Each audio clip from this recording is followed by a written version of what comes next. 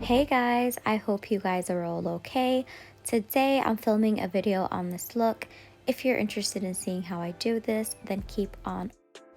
So the first thing that I'm doing now is I am picking up a small bead of Rosa from CJP, using my Liz Guild brush from CJP as well, and I'm using the 1.2 monomer. So what I'm doing is that I'm just applying that closer to the cuticle area, trying to blend it halfway through the nail. You don't want to drag it way too much, especially if you're going to be adding chunky bits of glitter. I just wanted to create a nice glitter fade. So I'm just, again, applying that closer to the cuticle area, making sure I tuck my brush right in between the cuticle and that bead to get that nice and flush. And then just try and blend the end of that bead towards the tip. Now I'm picking up this gorgeous glitter, which is new. This is a pre-mixed glitter called Millionaire from CJP. It is such a gorgeous glitter, and it's so easy to work with because it's a pre-mixed glitter, which means obviously you've got the acrylic mixed into the glitter, which makes it easier to pick up. And it's got a mixture of like small and like little glitters, so fine glitters, shards, and bigger pieces as well. So that really helps you create that nice blend. As you can see right now, I'm using my brush, or the tip of my brush, to try and move those little shards into place where I want them. That way you get a nice transition. But anyway, I'll let you guys watch me as I do this, because I really do just try and make it perfect. So I'll let you guys watch.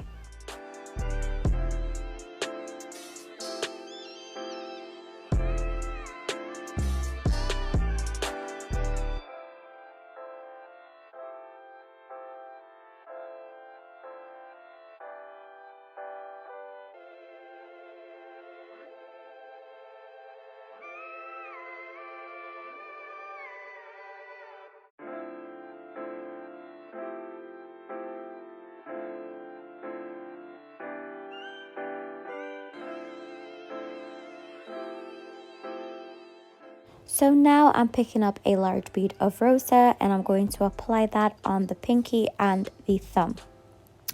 I want to take this moment to apologize to you guys for the lack of videos on YouTube.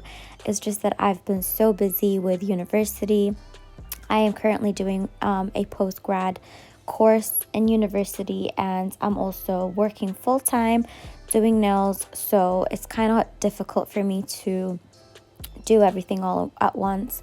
But another reason of me like disappearing is, I'm not gonna lie, I got a little bit discouraged because the interaction in here has just died down, and that kind of put me down. I'm not gonna lie, it really made me think, oh, is it even worth it?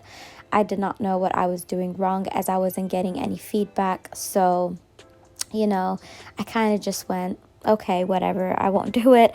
But you know, the main reason of me not uploading was basically me being really busy. But I do miss filming videos for you guys, and I miss teaching you guys, and, you know, trying to help you guys out, and I do miss it. So if you would like to see anything that I've not done yet, or you'd like to see more of something, then please comment down below, let me know. I do accept all constructive criticism.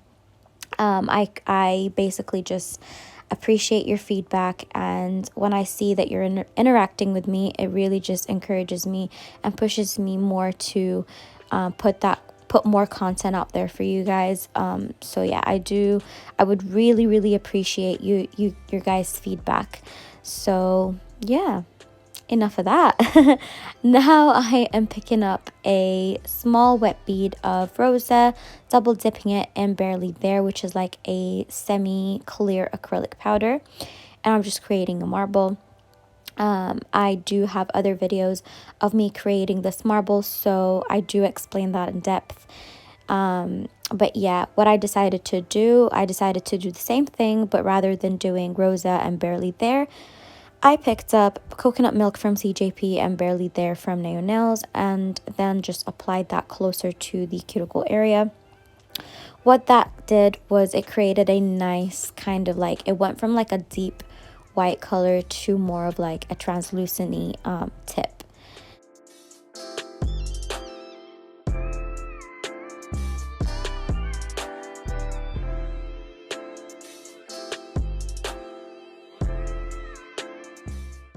And now I'm using another new glitter from CJP. Again, this is a premix glitter called Pixie Dust.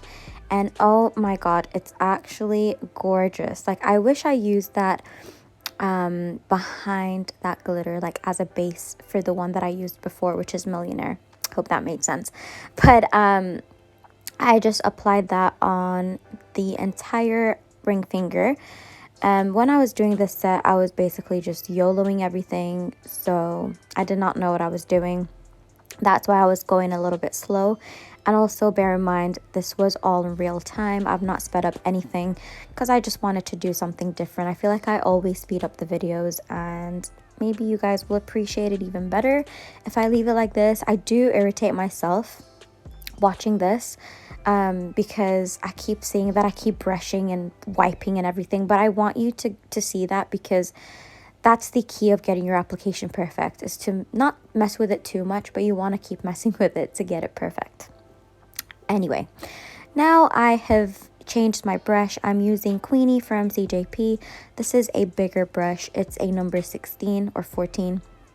And I'm just going to be encapsulating all the nails. And again, I'm using Barely There from Naio Nails. Again, you can see it's like kind of cloudy, but it doesn't really, you can't really see how cloudy it is once you encapsulate. I mean, once it's dried and once you put your top coat, it is really, really translucent. So I do recommend that. But yeah, I'm doing a one ball method to encapsulate, and then I'm just going to check the nail from different views to make sure I have a good apex. And I think with the index I was okay with the apex, so I just move on to the next finger. And again, I'm doing the same thing, grabbing a bigger bead. As you can see on here, I didn't start closer to the cuticle area. I just added it kind of, I don't know, a couple of inches away from the cuticle, and then just tried to drag it down. And as I'm pulling that bead towards the tip, I am making sure that I wipe my brush on my paper towel, and then I also slightly wet my brush, and then just, you know, keep pushing that bead down. When you wet your brush, you're basically giving that bead more lubrication, if that makes sense. And that way you can just drag that bead down, because sometimes I notice that if you don't wet your brush enough and the bead starts drying as you're dragging it down or pulling it down, it kind of gets gunky, and then you kind of just like, your brush is going to, like, your product is going to stick on your brush, and it's just going to get really frustrating. It's going to polymerize really quickly, and it's just going to be a complete disaster. So I would recommend, before you wet your brush, just wipe your brush on your paper towel and then just wet it slightly, and then just try and pull it down. I will demonstrate on this finger actually how I do my apex. So as you can see, when I look at it from the different view, it's quite flat. So what I want to do is I want to add a bead where I know my natural nail ends, or ends. So I place it where, so closer to the cuticle, but not too close, because you don't want that area to be too bulky. So you want to add that where you know your natural nail ends, and then just put that bulk towards the middle, and then just drag the lower half of that bead towards the tip. And if you look at it now from the side, boom, there's a nice apex, not too close to the cuticle area, but you want that bulk to be where your natural nail ends and where your tips start. Anyway, now I'm coming in with my 180 file from CJP, and I'm just going to reshape all the nails. Again, I have sculpted my nails, so there's not a lot of filing that needs to be done. This is why I really, really love sculpting. So I do recommend you guys sculpt, and I also really like the C curve you get with sculpting. But yeah, I am basically just holding my brush nice and straight, and I am working on the sides first, making sure that I hold my file nice and straight. That way you get a straight line on the sides, and then I will come back to show you how I file the ends, so the like tips of my nails.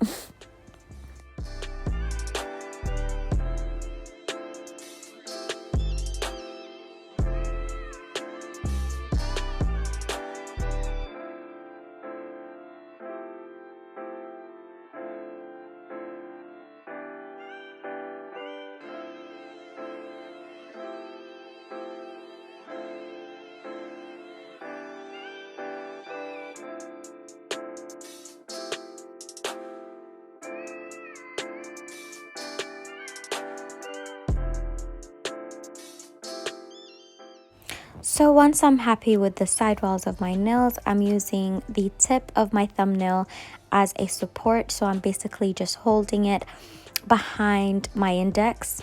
I promise you it's easier to try and understand when you're watching rather than me saying it. But yeah, I'm just holding my index and the rest of my nails using the tip of my thumbnail, and I am just basically filing the tip of my nails to make that nice and straight. And while I'm doing that, I am also checking on my nails from different views to make sure everything is nice and straight, nothing is crooked, and that I have my lines, you know, looking right.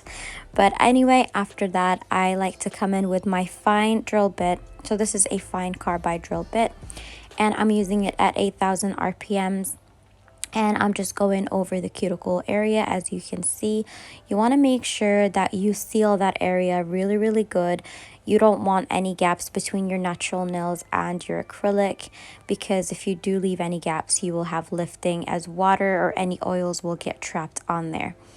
But anyway, now I am also using that drill bit to make sure that I go all over the surfaces of all of the nails to make sure everything is nice and smooth. If you have good application, this will not take you even 5 minutes. So I recommend that you pay attention to your application and then also mostly focus on that cuticle, like how I'm doing right now, making sure I seal everything to prevent lifting. But anyway, once you're happy with that, you want to come in with a buffer and buff all of the nails.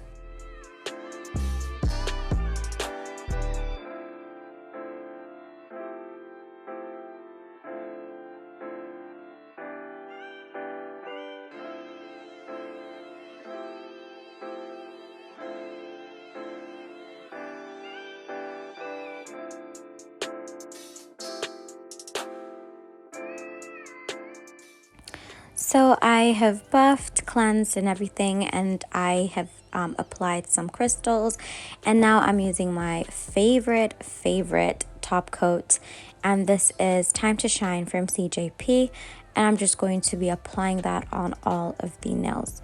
I really hope you guys enjoyed this video. I will be leaving a clip at the end to show you the end product.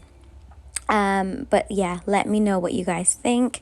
Please interact with me. Let me know what you guys think of these videos and what you guys would like to see in future videos.